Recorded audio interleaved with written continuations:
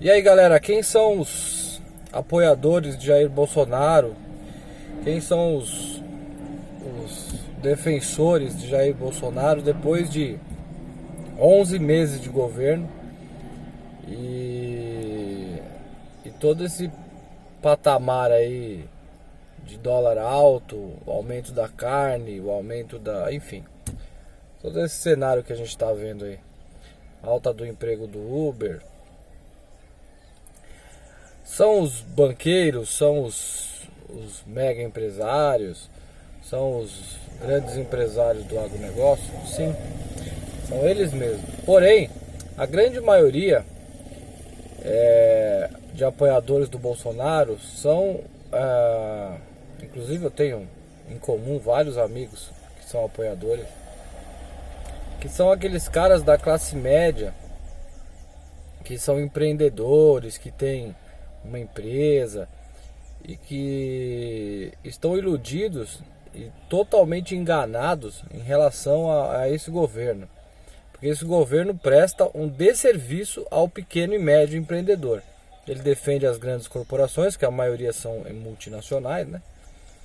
E simplesmente destrói a indústria nacional, pequena indústria. Por quê?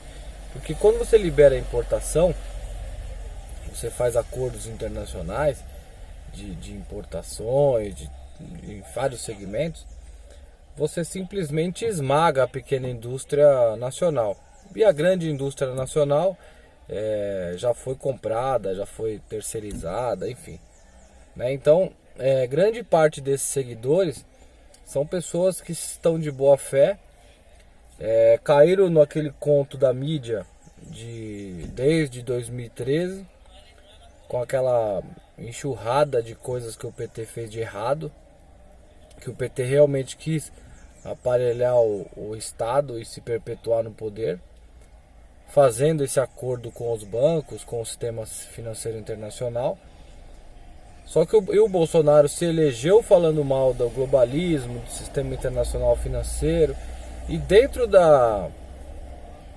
dessa lógica eles mudaram, né, para o liberalismo radical do Paulo Guedes, e o povo continuou defendendo com a bandeira da anticorrupção, mesmo que o filho dele tenha problemas de corrupção, ele tenha problemas de corrupção, todos aqueles escândalos da compra de voto para aprovar a reforma da Previdência, enfim. E aí o povo simplesmente ignora isso, porque não vê outra saída, né? O povo a maioria das pessoas vem ou apoia, mantém o seu voto no Bolsonaro, apoia o governo Bolsonaro, ou volta para trás e apoia o PT.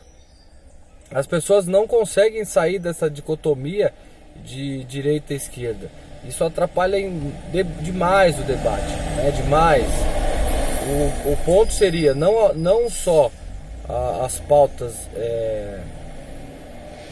identitárias tirando as pautas identitárias da esquerda e essa pauta moralista da direita, né? Essa pauta liberal. Então seria um meio termo ali. Você tem uma conscientização de que esse identitarismo da esquerda é uma coisa inútil, que só leva ao fracasso da civilização, e lógico, respeitando as minorias, mas colocando as minorias protegidas e não acima das maiorias. Isso não significa esmagar as minorias como o Bolsonaro quer. É proteger e dar relevância para as minorias, porém ajudar as minorias, porém respeitando as maiorias. O Bolsonaro quer simplesmente esmagar as minorias, né? É igual numa luta, numa briga. Você tem 30 pessoas de um lado e 2 do outro. Você fala, ó, briga todo mundo aí, quem puder mais chora menos, né? Então, essa parte identitária da esquerda fracassou.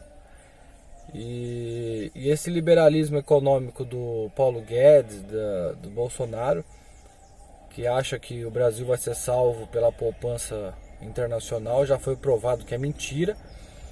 Todo o investimento, eu sempre digo isso, o investimento é como se fosse um empréstimo. A pessoa investe o dinheiro. Se ela investe R$1, ela não vai querer 50 centavos de volta, ela vai querer R$1,50. Então cada investimento, cada bilhões, a China liberou 3 bilhões de dólares para investir no Brasil. Ela vai investir 3 bilhões e vai tirar do Brasil 3,5 bilhões. Quando sair esses 5 bilhões, vai sair da mesma forma que entrou, em dólar. E esse dólar tem que ser criado aqui dentro. E como a gente importa mais do que exporta hoje, a gente só exporta commodities, não tem indústria, a gente não tem uma indústria, um mercado interno forte, né? O mercado interno nosso é muito fraco. Eu que trabalho com comércio, com indústria, a gente vê que cada vez mais o comércio interno brasileiro vem perdendo força. Se o trabalhador não tem um salário digno, ele não compra pão.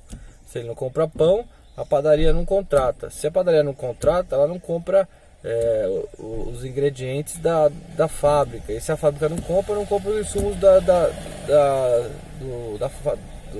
agronegócio, da fazenda, da agricultura familiar. O agronegócio do Brasil, ele não serve para o Brasil, ele só serve para a balança comercial, balança cambial, balança comercial internacional. O Brasil é sustentado pela economia, pela agricultura familiar. 70% da comida que você come vem da agricultura familiar. Você pode buscar na internet aí que vocês vão ver. Então, essas diferenças são complexas e a mídia num todo fez com que parecesse fácil, de forma que ou você apoia o governo Bolsonaro ou você vota para o petismo.